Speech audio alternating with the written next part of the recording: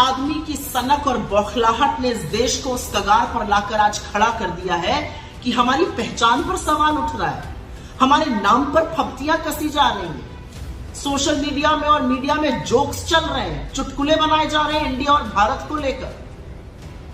यह आपकी सनक और आपकी नफरत का नतीजा है मोदी जी। मुझे पता है कि आप इंडिया से डरते हैं, मुझे पता है कि आप अपने विपक्ष से नफरत करते हैं, लेकिन हमसे नफरत करते तो आप दुश्मनी देश से निभाने लगे। इस देश को हम लोग अपनी मां कहते हैं और मां के नाम के साथ खिलवाड़ कौन करता है? आपने तो वो दुष्कर्म भी करके दिखा दिया। इस देश में एक संविधान है और उस संविधान के आर्टिकल 1 ने हमें पहचान दी है भारत की, हमें पहचान दी है इंडिया की। और आपके ये जो कुत्सित प्रयास है हमारी पहचान के साथ खिलवाड़ करने का, वो असल में इस संविधान को बदलने के आपके दुष्कर्म का नतीजा है। आप चाहते हैं कि आप बाबा साहेब का बनाया हुआ ये संविधान बदल दीजिए, लेकिन ऐसा हो नहीं पाएगा, क्योंकि आप भी जानते हैं और मैं भी जानती हूं कि राज्यसभा में आपके पास 2/3 बहुमत नहीं है, तो आप संविधान बदल नहीं पाएंगे। तो ये शगुफा क्यों छोड़ा गया? ये शगुफा इसलिए छोड़ा गया जिससे आपके भक्त और आपका चरण चुंबक मीडिया इसी पर डिबेट करता रहे। वो अडानी के महास्कैम पर आपसे सवाल ना पूछे, महंगाई पर चर्चा ना करे, बेरोजगारी पर बात ना करे, आर्थिक असमानता पर बात ना करे, आज भी जलते हुए मणिपुर पर सवाल ना उठाए।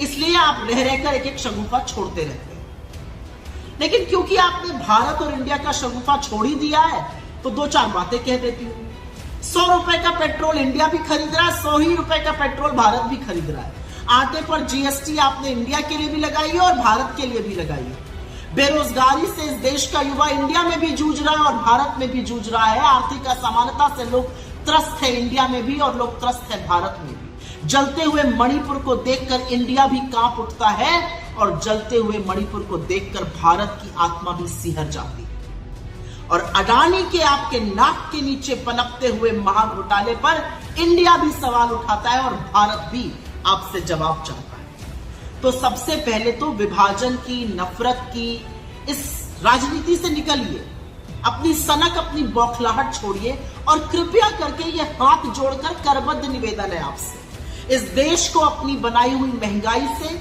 अपनी बनाई हुई बेरोजगारी से, अपनी लगाई हुई नफरत की आग से, अपनी बनाई हुई आर्थिक असमानता से, अपने बनाए हुए अडानी के महाघोटाले से बख्श दीजिए इंडिया और भारत दोनों को।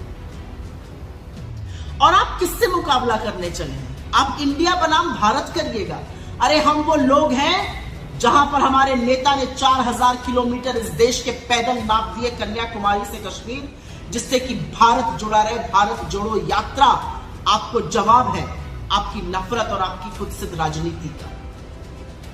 और जब हम कहते हैं जुड़ेगा भारत और जीतेगा इंडिया, तो आपकी बौखलाहट, आपकी घबराहट स्वाभाविक है। भारत माता भी हमारी है, इंडिया भी हमारा है, क्योंकि आप लोगों ने और आपके पूर्वजों ने तो ना इंडियन इंडिपेंडेंस की वॉर लड़ी और ना भारत की स्वाधीनता संग्राम में ढेले का योगदान किया।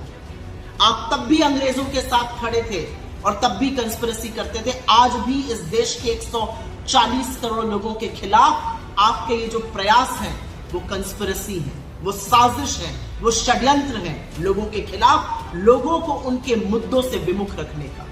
जाते जाते एक ही बात कहूंगी मोदी जी, जिसके दिल में अपने देश के लिए प्यार है, जिसका दिल इस देश के लिए धड़कता है, उसको आप किसी भी नाम से बुलाइए। उसका दिल, उसका जमीर हिंदुस्तान के लिए है, इंडिया के लिए है, भारत के लिए। और ये असलियत ना आप समझ सकते हैं ना आप बदल सकते हैं, क्योंकि आप एक घबराए, बौखलाए, डरे हुए और सन की तानाशाह से ज्यादा अब कुछ नहीं रहे।